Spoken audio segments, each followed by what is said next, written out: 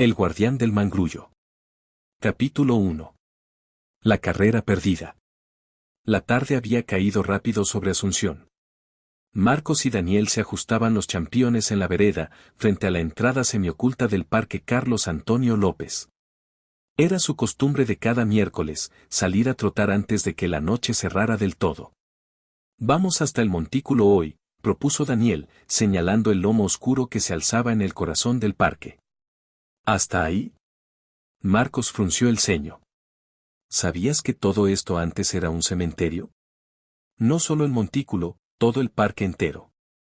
Daniel rió, como quien espanta un mito viejo. ¿Qué decís? Ni en broma.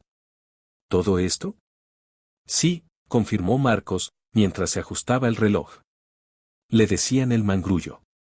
Después movieron los restos al cementerio del sur, pero dicen que no todo se fue. Daniel se encogió de hombros, restándole importancia. Mejor todavía. Si nos sale al paso algún finadito, corremos más rápido. Se lanzaron a trotar, primero lado a lado, después Daniel empezó a despegarse. La luz de los postes apenas alcanzaba el sendero. Los árboles, oscuros y callados, parecían cerrarse sobre el paso. Marcos lo veía unos metros adelante, la silueta de su amigo recortada contra la sombra del montículo. Entonces escuchó un sonido seco, como un tropiezo, o algo arrastrándose. «Dani», gritó. No hubo respuesta. Cuando alcanzó el lugar, lo único que encontró fue el champión izquierdo de Daniel, tirado torcido sobre la tierra polvorienta. El montículo, quieto y oscuro, parecía habérselo tragado. Y el silencio, ese silencio enorme, parecía reírse en voz baja. Capítulo 2. Ecos bajo la tierra. La noche había terminado de cerrarse cuando Marcos llegó jadeando a la casa de Luciano. Golpeó la puerta 3 veces, fuerte, como si algo lo persiguiera desde el parque. «¿Qué haces, loco? ¿Qué te pasa?», preguntó Luciano al abrir, medio dormido y en remera. Marcos apenas podía hablar. El sudor frío le pegaba la ropa al cuerpo. «Es Dani», balbuceó. Desapareció. Ahí, en el parque.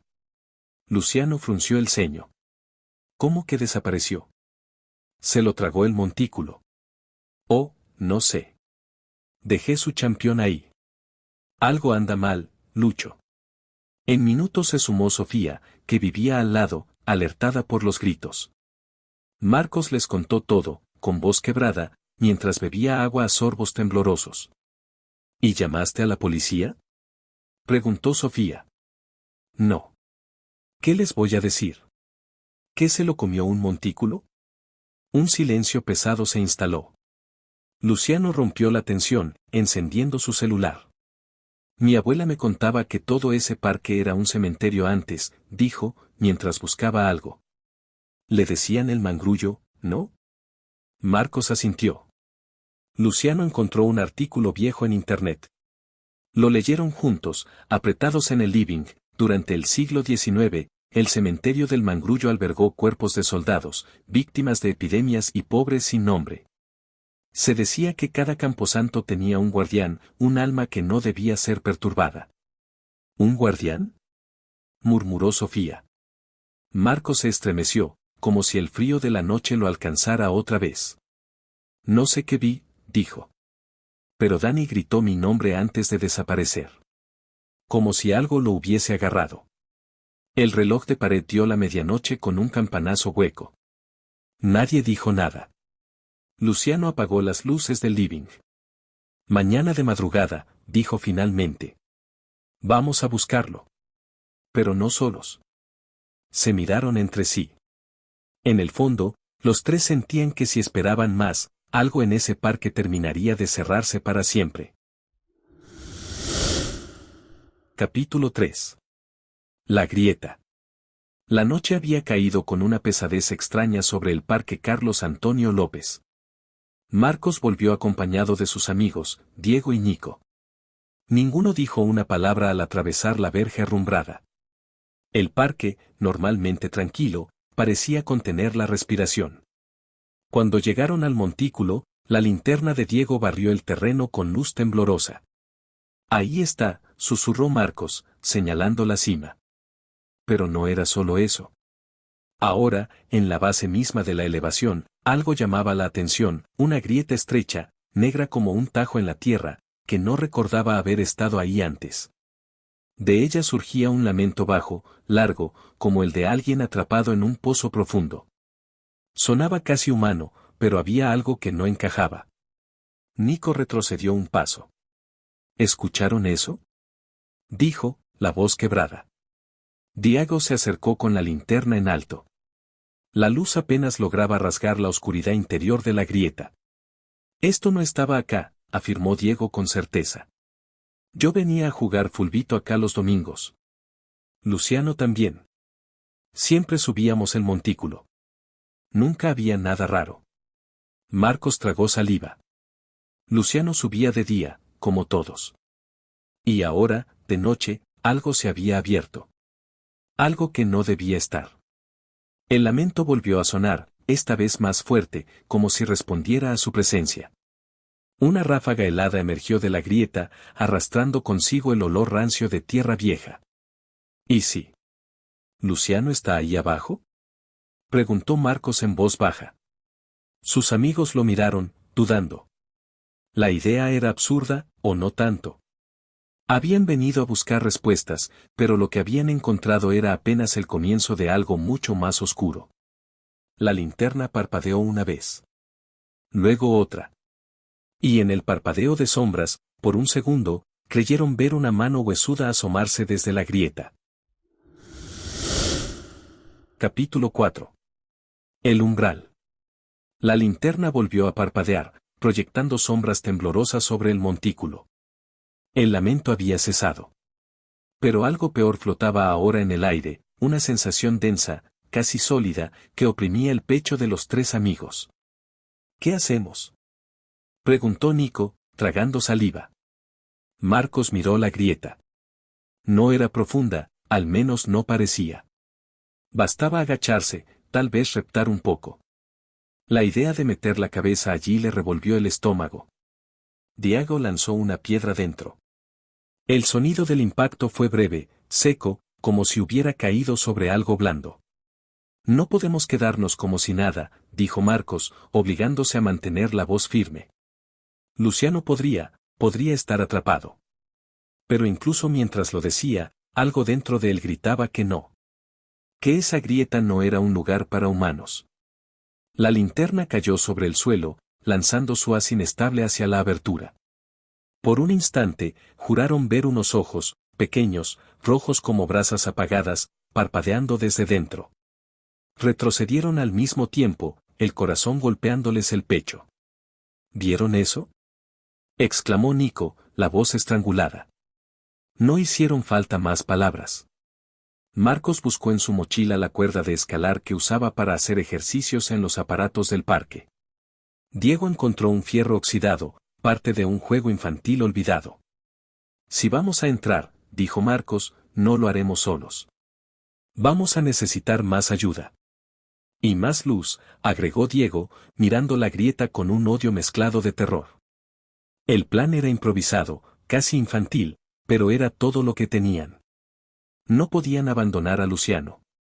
Mientras se alejaban corriendo hacia la salida del parque, juraron oír un susurro cavernoso saliendo de la grieta. No era una súplica. Era una invitación. Capítulo 5. El día más largo. El amanecer cayó sobre Asunción como una sábana pálida. El parque, desde afuera, parecía inofensivo, casi acogedor con sus senderos dorados por la luz tibia. Pero Marcos, Diego y Nico sabían la verdad. Apenas durmieron esa noche. Marcos se revolvía en su cama, escuchando el eco de los lamentos, viendo cada tanto los ojos rojos cuando cerraba los suyos. Se encontraron de nuevo cerca del mediodía, en la casa de Marcos. La madre de él apenas les preguntó qué hacían, los chicos ya eran grandes, universitarios. Libres, hasta cierto punto. Nico traía una linterna de exploración. Diego había conseguido un par de sogas de la obra donde trabajaba su tío.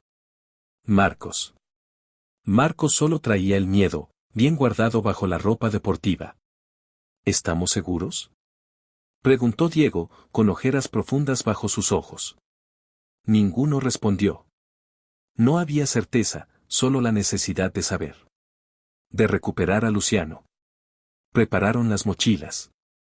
Agua, sogas, linternas, el fierro oxidado como arma improvisada. Y una pequeña cruz de madera que Marcos había encontrado en su cajón viejo de la confirmación. No creía mucho en esas cosas. Pero ahora, no estaba de más. Antes de partir, el celular de Marcos vibró. Un mensaje, sin remitente. No entren. No pertenecen. Se miraron, pálidos. ¿Luciano?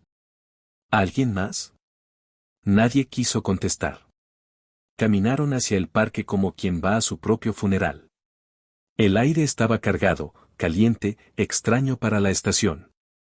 Pasaron junto al viejo montículo. La grieta seguía allí. Más grande. Como si los estuviera esperando. Una bandada de pájaros negros sobrevoló el cielo, rompiendo el silencio con un chillido agudo. Y en algún lugar, oculto entre la tierra y la oscuridad, algo rió muy despacio. Capítulo 6. La boca de la tierra.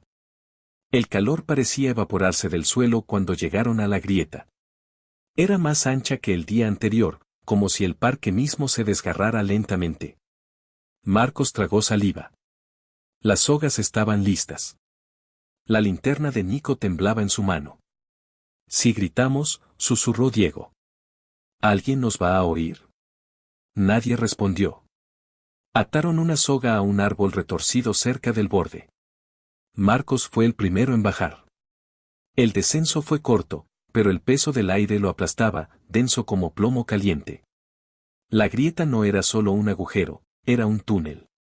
Un pasaje a algo mucho más viejo. Cuando los tres estuvieron abajo, encendieron las linternas. La luz tembló sobre las paredes, raíces negras como venas, huellas pequeñas como de manos deformes, marcas de uñas clavadas en la roca, como si algo, o alguien, hubiera intentado salir. El túnel olía a tierra podrida y a algo más, un hedor húmedo, casi dulce, como carne vieja. Caminaron en fila, en silencio, solo interrumpidos por sus propios jadeos. Y entonces, lo oyeron. Primero un murmullo. Después un llanto. Un llanto de niño. Marcos giró en seco. La linterna iluminó un pasaje lateral. Allí, por un momento, vio una sombra pequeña, agazapada contra la pared. Cuando enfocó mejor, no había nada. ¿Lo escucharon? Preguntó. Diego y Nico asintieron, pálidos. Avanzaron. El túnel se abría en una especie de cámara subterránea. Y en el centro, como una ofrenda olvidada, había algo clavado en el suelo, un pedazo de tela, negra, raída, atrapado en una estaca vieja. Marcos reconoció la tela. Era la camiseta deportiva de Luciano. Su champion estaba tirado a un costado, roto y cubierto de barro. Luciano. Gritó Diego, corriendo hacia adelante. Fue entonces cuando el suelo tembló. Una carcajada áspera llenó la caverna. De entre las paredes comenzaron a surgir figuras, sombras deforme, arrastrándose. Y una voz cavernosa, imposible de ubicar, murmuró. Ya es tarde. Capítulo 7. El guardián del mangrullo. La carcajada reverberó en sus huesos. Las linternas parpadeaban como velas a punto de apagarse. El aire se volvió espeso, casi sólido. Marcos agarró el brazo de Diego y gritó. ¡Corre! Los tres se lanzaron hacia el túnel por el que habían llegado. Pero el pasaje ya no estaba allí. En su lugar, un muro de raíces negras se entrelazaba, palpitando como si tuviera vida propia. Detrás de ellos, el eco de pasos pesados comenzó a llenar la caverna. No eran muchos. Era uno solo. Un ser que parecía absorber la poca luz que quedaba. Emergió de la oscuridad. Medía más de 2 metros. Su silueta era un amasijo de sombras, brazos largos como ramas secas, piernas gruesas como troncos retorcidos. Sobre su cabeza llevaba algo parecido a un casco antiguo o un cráneo vacío, cubierto de tierra y musgo. En su mano izquierda arrastraba una campana oxidada que emitía un sonido sordo, cada vez que golpeaba contra el suelo. En la derecha, blandía una especie de vara tosca, tallada con símbolos que parecían moverse al mirarlos. El guardián del mangrullo. No necesitaba hablar. Su sola presencia gritaba una orden: no saldrán vivos. Nico fue el primero en reaccionar, lanzó una piedra con fuerza. El proyectil simplemente atravesó al guardián, como si fuera humo. Pero el ser se volvió hacia él, y en ese instante, Nico cayó de rodillas, agarrándose la cabeza, aullando de dolor. «No lo mires», gritó Marcos. Diego intentó arrastrar a Nico, pero algo invisible parecía sujetarlo al suelo. El guardián avanzó, cada paso retumbando como un latido de la tierra misma. Marcos sintió un impulso, como un recuerdo o un susurro perdido en su mente. Recordó lo que su abuela le había contado sobre los protectores de los cementerios olvidados, seres que custodiaban a los muertos sin descanso, y que solo podían ser contenidos, no derrotados. Debían hacer sonar la campana. Invertir el llamado. Sellar la grieta. Gritó la idea a Diego, que asintió con los ojos desorbitados. Mientras el guardián se inclinaba sobre Nico, Marcos corrió en dirección opuesta, buscando una ruta que le permitiera rodearlo. Cada paso sentía que sus piernas se hundían en un lodo invisible. El aire era denso, cargado de un zumbido bajo. Finalmente, Marcos se lanzó, tomó la campana oxidada del suelo. El guardián emitió un sonido desgarrador, como el crujido de árboles partidos en mitad de una tormenta. Diego, entendiendo el plan, ayudó a Marcos a alzar la campana. Juntos la hicieron sonar. ¡Boom! El eco golpeó las paredes, la tierra, el aire mismo. La figura del guardián tembló, como si se derritiera. Pero no fue suficiente. El ser avanzó tambaleante hacia ellos. Marcos y Diego hicieron sonar la campana una segunda vez, más fuerte. ¡Boom! Una grieta se abrió en el suelo detrás del guardián. Y una última vez, con todas sus fuerzas, golpearon la campana. ¡Boom! La tierra rugió. El guardián fue arrastrado hacia la grieta, luchando, extendiendo sus brazos retorcidos hacia ellos. En un último destello, sus ojos vacíos se cruzaron con los de Marcos. Un susurro escapó de su boca invisible. «Volveré». Y desapareció. La grieta se cerró con un sonido seco. El túnel comenzó a colapsar. Marcos, Diego y un inconsciente Nico apenas lograron salir a la superficie, arrastrándose, cubiertos de barro y polvo. El cielo ya clareaba. Pero en el aire flotaba una promesa fría: no todo había terminado. Capítulo 8. El eco del mangrullo. El sol apenas calentaba la mañana. Marcos, Diego y Nico, todavía aturdido, se sentaron en el borde del parque, al costado del sendero de tierra. Miraban el montículo a lo lejos, como si fuera una herida mal cerrada en el paisaje. Nadie hablaba. El viento movía las ramas de los árboles, susurrando entre las hojas. Habían sellado la grieta. Habían derrotado, o al menos contenido, al guardián. Pero algo seguía sin encajar. Nico, ya más despierto, rompió el silencio. ¿Vieron sus ojos? Diego asintió, frotándose los brazos como si tuviera frío. Era como si no quisiera destruirnos, murmuró. Como si cuidara algo. Marcos miró hacia el montículo. Sintió, por un segundo, que la tierra palpitaba suavemente, como si el parque respirara.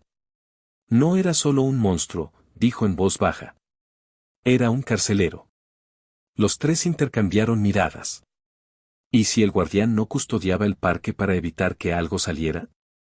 ¿Y si su deber era contener algo peor? La idea los dejó helados. Se levantaron lentamente, dispuestos a alejarse de ese lugar por un tiempo. Antes de irse, Marcos se giró una última vez. Entre la niebla matinal, le pareció ver una silueta encorvada, encaramada en la cima del montículo. Observándolos. Parpadeó. La figura ya no estaba. Tragó saliva y siguió a sus amigos. Días después, el parque fue cerrado por mantenimiento. El ayuntamiento colocó carteles desvencijados, advirtiendo de trabajos de infraestructura. Nadie explicó realmente qué pasaba. Nadie preguntó demasiado. Marcos pensó en hablar. En contar la verdad. Pero algo en su interior le decía que lo peor todavía dormía, y que algún día, cuando la grieta se debilitara otra vez, el guardián, o lo que vigilaba, volvería a caminar entre ellos. Y la próxima vez, quizás no serían tan afortunados. Fin, por ahora. Muchas gracias por escuchar esta historia. Si te gustó, dale like. Y compartas para que más personas conozcan el canal. Hasta la próxima.